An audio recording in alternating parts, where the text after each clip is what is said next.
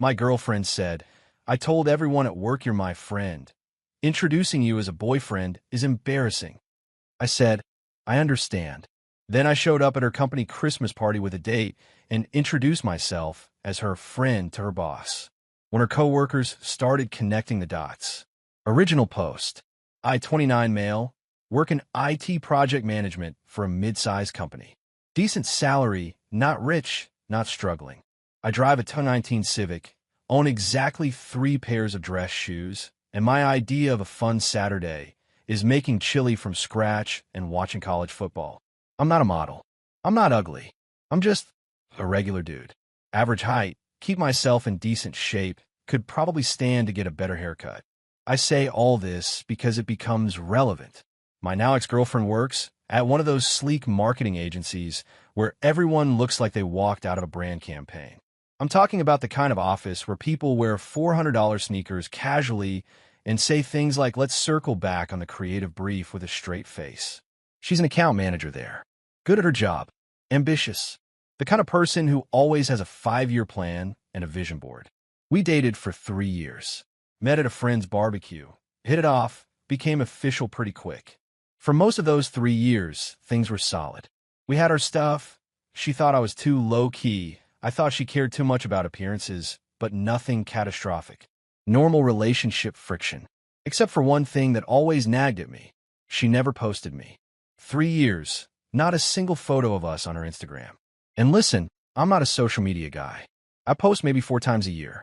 But she was on there constantly. Stories, reels, grid posts. Photos with coworkers, her friends, her sister, random brunch plates.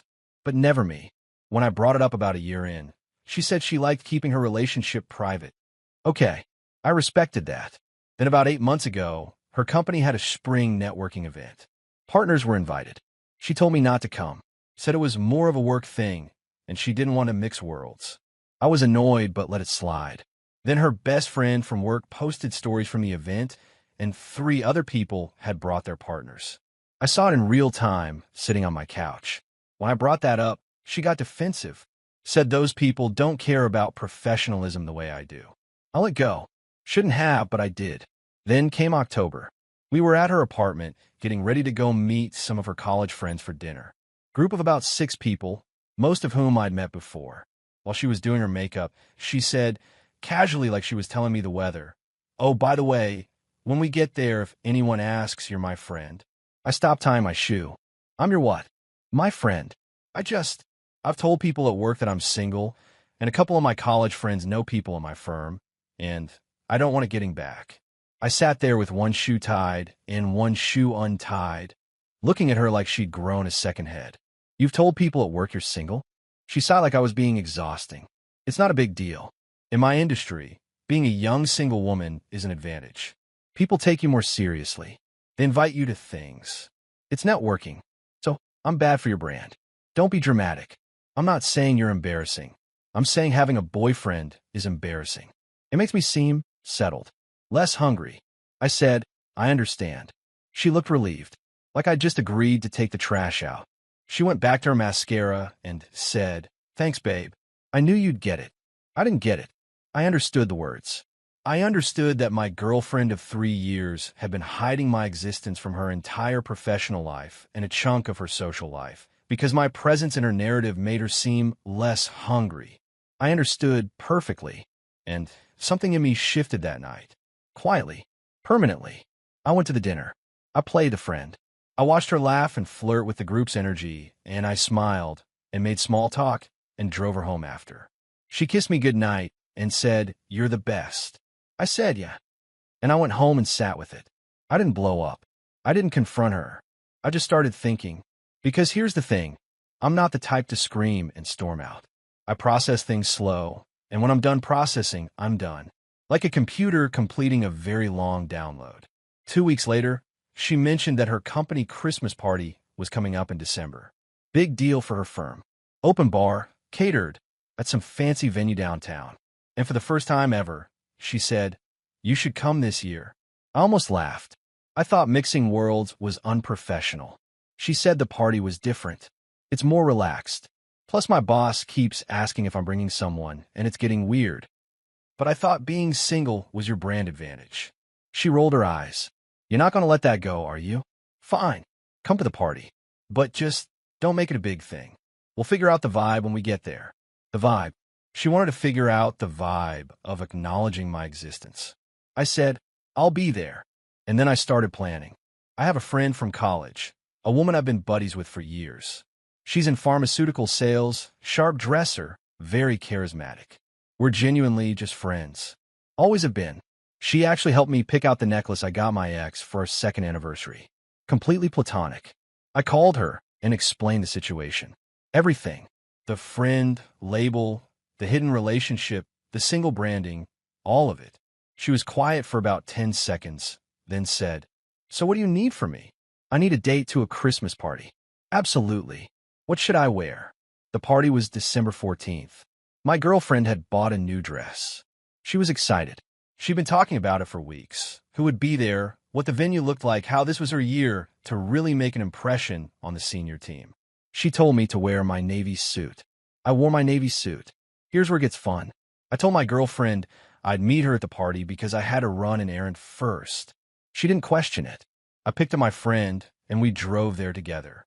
When we walked in, my girlfriend was already at the bar talking to a group of coworkers. She saw me, smiled, and saw my friend next to me. The smile didn't drop. It just froze, like someone hit pause on her face. I walked up to her group with my friend on my arm. My girlfriend said, in a very controlled voice, Hey, you made it.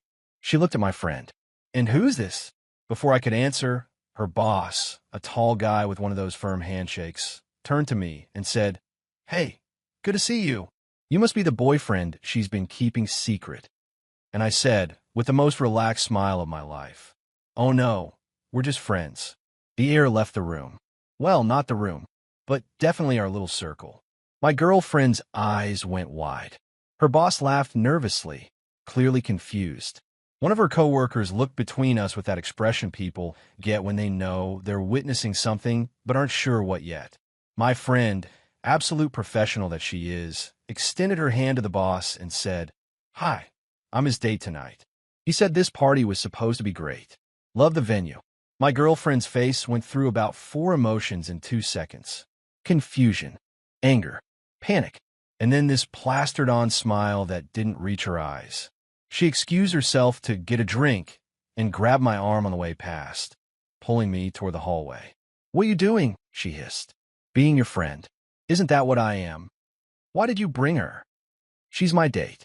Friends bring dates to parties. You told me yourself, being single at work events isn't a great look. I was just following your advice. This is not funny. It wasn't funny when you told me to pretend I don't exist either. But I understood then, and I understand now. She stared at me like she was trying to figure out if I was bluffing. I wasn't. I went back to the party. I was charming. My friend was charming. We talked to her coworkers, her boss's wife. I was polite, funny, and completely at ease. And every few minutes, I'd catch my girlfriend across the room watching us with this barely contained panic because the story she'd built at this company, the single-driven, independent career woman, was visibly crumbling. Her coworkers were connecting dots in real time. I heard one of them say to another, Wait, I thought she was single. And the other one said, So did I. But that guy definitely isn't just a friend. He knew her coffee order. It was the coffee order that did it, by the way. A coworker offered to grab drinks and asked my girlfriend what she wanted. Before she could answer, I said from across the table, Oat milk latte with 1 raw sugar, right? Pure muscle memory. 3 years of making someone's coffee in the morning. The coworker looked at me, looked at her, and you could literally see the word friend dissolving in his brain. By the end of the night, it was pretty clear to most of the room that my girlfriend had been lying about her relationship status. Nobody said it outright, because it was a work party and people are polite. But the whisper network was fully activated. I could feel it. We left separately. She didn't say goodbye. My friend and I went to a diner and split a plate of pancakes. She told me I looked like I'd been holding my breath for 3 years and finally exhaled. She was right. My girlfriend didn't text me that night. She texted me the next morning. That was the most humiliating night of my life. We're done, I replied. We were done in October. You just didn't know it yet. Update 1. 6 days later. All right, so a lot of you called exactly what would happen next, and you were right. Let me walk through the aftermath because it's been a ride. The morning after the party, after she texted me, "We're done," and I sent my response, she didn't reply for the rest of the day. Silence. I figured she was processing. Fair enough. I spent that Sunday doing laundry, watching football, and feeling this weird mix of relief and sadness. 3 years is 3 years. Even when the ending is right, it still hurts. I'm not going to pretend it didn't. Monday she called me. I picked up because I'm not about avoiding conversations. I just refuse to be treated like a dirty secret. She was calm at first. Controlled. She said, "I need you to understand what you've done." My boss pulled me into his office this morning. He didn't say it directly, but he made a comment about honesty being important in client-facing roles. He was basically questioning my integrity because everyone at that party now thinks I'm a liar. I said, "You were a liar. You lied about being single for the better part of a year. That's different. That was a strategic career choice. And telling your boss I was just your friend was also strategic. So I played the same game. You should appreciate the strategy." She hung up. Tuesday, things got worse. For her. I wasn't doing anything. I was going to work, eating dinner, living my life. But apparently the Christmas party fallout was reverberating through her office. One of her coworkers, a woman she was friendly with, had apparently been interested in me at a previous networking event. My girlfriend had told this coworker she barely knew me and that I was just a family friend who tagged along sometimes. This woman had been flirting with the idea of asking my girlfriend to set us up. When this coworker realized at the Christmas party that I was the hidden boyfriend, she was mortified and angry because my girlfriend had actively let her believe I was available, which is just a bizarre level of commitment to the lie. I know this because the coworker found me on LinkedIn. She sent me a message that basically said, "Hey, I think we met at your girlfriend's, or I guess ex-girlfriend's, company party. I just want you to know she told me you were single, and I feel really weird about the whole thing. No hard feelings on your end, I hope." I told her no hard feelings at all, and that I didn't know about any of it. She sent a thumbs up emoji. Honestly felt bad for her. She was collateral damage in a lie I didn't even know had that many layers. Wednesday, the best friend showed up. My ex's ride or die. The one who enables every bad decision and calls it supporting her bestie. She texted me from my ex's phone because I guess my ex told her I might not respond to unknown numbers. Clever. The text said, "This is her best friend. You need to fix this. She's barely eating. She cried at work today. Her reputation at the firm is ruined. You embarrassed her in front of the people who control her career. This was cruel, and you know it." I responded, "She told everyone I didn't exist." I simply agreed with her.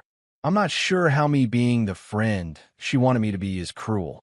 Best friend, you brought another woman. That's not being a friend. That's being vindictive.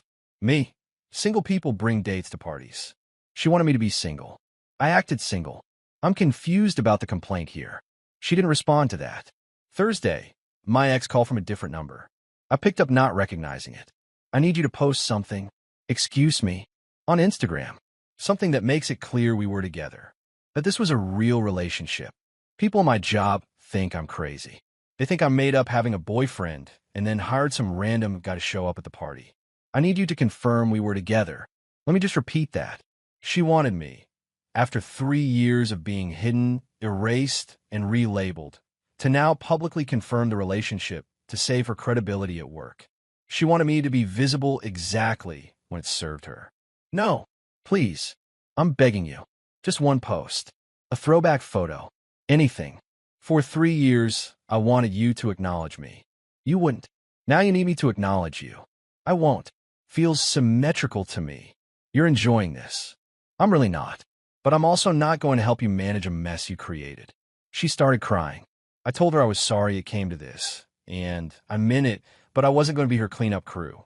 She called me heartless and hung up. Friday, the mom entered the chat. My ex's mother called me, from her own phone this time, so I knew who it was. I almost didn't pick up, but this woman had been decent to me for 3 years, and I owed her at least a conversation. She started off sweet. "Honey, I know things are rough between you two. She's really struggling. She made a mistake. She made a lot of mistakes. over a long period of time. I know.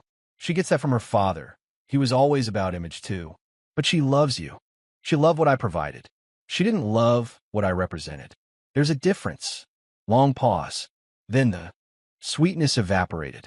You know what? I was trying to be nice about this, but what you did at that party was disgusting. You publicly humiliated my daughter in front of her colleagues. You brought another woman to rub it in. You're not the man I thought you were. Ma'am, with all respect, your daughter told people I was her friend. I showed up as her friend. Everything that happened was a direct consequence of the world she built. I just stopped pretending to live outside of it. She told me I'd regret losing her and hung up. The mom thing was annoying, but predictable. What I didn't expect was what happened the following week. Update 2, 11 days later. Final update. And this one's going to be a lot because the last 10 days were genuinely wild. First, the professional fallout, which I had nothing to do with and didn't orchestrate, but which I'd be lying if I said I didn't find karmic. My ex's office is, as I mentioned, a marketing agency. Reputation, branding, authenticity. That's literally what they sell to clients. Tell your brand's authentic story is probably on their website somewhere. So when it became office knowledge that one of their account managers had been fabricating her personal narrative for nearly a year, it didn't sit well. She wasn't fired. Let me be clear about that, because I know people are going to ask. She was not fired for lying about her relationship status. But what happened was arguably worse in a slow burn kind of way. She got passed over for a promotion she'd been angling for. The promotion went to someone else on her team. I know this because our mutual friend mentioned it in passing. Apparently, the feedback from her boss during her review included a comment about trust and transparency being core values, and a suggestion that she focus on rebuilding internal relationships. Corporate speak for, we don't trust you the same way anymore. She also lost the coworker friendship with the woman who'd been told I was available. That woman apparently told others in the office what had happened, and the story spread. Not maliciously, just the way office stories spread. By mid-January, my ex had become the office cautionary tale. The woman who lied about her boyfriend for a year for career strategy. Nobody was bullying her. Nobody was freezing her out overtly. But the easy camaraderie she'd had? Gone. People were polite but distant. She'd become someone people didn't quite trust in casual conversation. Again, I didn't do any of this. I showed up to one party, said the word friend, knew her coffee order, and left. Everything else was dominoes falling from a lie she'd spent a year constructing. Now, the personal aftermath. This is the part that actually got complicated. About a week after the breakup, my ex started the revisionist history campaign through her mutual friends. The version she was telling was, I cheated on her at the Christmas party by bringing another woman, and when she confronted me about it, I gaslit her and broke up with her. No mention of the friend label. No mention of a year of hiding me. Just, he brought a date to humiliate me and then dump me. 2 mutual friends reached out to me separately that week with concerned messages. One said, hey man, I don't want to get in the middle, but she's saying some pretty heavy stuff. Just want to hear your side. The other was more blunt. Bro, did you actually cheat on her at her work party? I told them both the same thing. The complete truth, start to finish. The friend label. The October dinner. The year of being hidden. The Christmas party. All of it. I didn't embellish. I didn't editorialize. I just laid out the facts. The first friend went quiet for a day, then texted me. That's really different from what she told us. I believe you, but damn. The second friend called me and said, yeah, that makes a lot more sense. She left out some pretty critical chapters of that story. He also mentioned that she'd told the friend group I was obsessed with social media validation, and that's what caused the fights. The irony of the woman who curated her entire life for Instagram calling me obsessed with social media was not lost on him. The friend group didn't dramatically implode. It just quietly reorganized. A few people who were closer to her stayed in her orbit.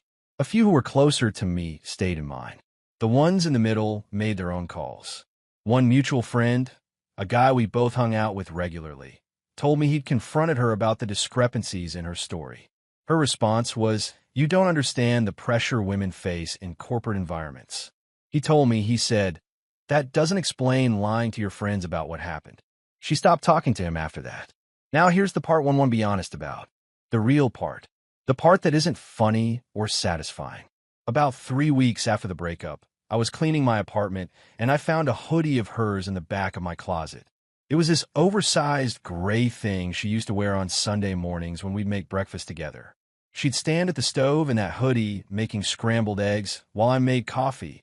Oat milk latte with 1 raw sugar for her, black for me. Every Sunday for nearly 3 years. I sat on my bed holding that hoodie for a while. I'm not ashamed to say that, because here's what nobody tells you about ending a relationship where you were wronged. You can be completely right and still feel like garbage. I didn't miss her decisions. I didn't miss being hidden, but I missed the Sunday mornings. I missed the version of us that existed before she decided I was something to be ashamed of. That version was good, and grieving it is allowed, even when the ending was necessary. I texted my friend, my college friend, the one who came to the Christmas party, and told her I was having a rough night. She said, "That's normal. You don't have to be the tough guy right now." And she was right. Okay, last piece. 2 weeks ago, my ex emailed me. Not texted, emailed. Like it was a business communication. She said she was reflecting and wanted me to know that she understood why I was hurt. But, and there's always a but, she said what I did at the party was disproportionate and that I could have handled it privately like an adult. She said bringing another woman was crossing a line and that if I just talked to her about how I felt, they could have worked through it. I sat with that email for a full day before I responded. And here's what I said, because I think it's the most honest thing I've ever written. You had 3 years to work through it. I told you it bothered me. You told me I was being dramatic. I told you I felt hidden. You told me it was strategic. Every time I raised the issue, you made me feel like the problem for having feelings about it. You didn't want to work through anything. You wanted me to accept being invisible. The party wasn't disproportionate. It was the first time in 3 years I treated myself the way you've been treating me. Like someone who gets to make choices about how they show up in a room. I'm sorry about the professional fallout. I genuinely am. But I didn't create the lie. I just stopped living inside it. She didn't reply. I didn't expect her to. It's mid-January. I'm sitting at my desk at work eating a sandwich I made this morning because meal prep is cheaper than Chipotle, and I'm trying to rebuild the savings I spent on 3 years of anniversary dinners for someone who wouldn't tag me in a photo. My friend group is smaller, but more solid. The people who stuck around are the ones who had the full picture and chose to stay. I'm good with that. Quality over quantity has never been more real for me. My college friend, the Christmas party date, texted me last week to say that several of my ex's former coworkers had added her on LinkedIn after the party. She thought it was hilarious. I told her she's officially my favorite person. I don't have a dramatic bow to put on this. I didn't win. I lost 3 years with someone who was ashamed of me. I lost $340 on a suit I bought specifically for a party I attended out of spite, and I lost a version of my future that included someone I genuinely thought I'd end up with. But I stopped being invisible, and that's worth more than any of it. The hoodie is still in my closet. I'll deal with it eventually. Right now it's Tuesday, and there's a basketball game on, and my chili is almost done, and that's enough for tonight. Thanks for reading. And if your partner won't acknowledge you publicly, in any context, to any audience, that's not privacy. That's concealment. Know the difference. I wish I'd known it sooner. Peace.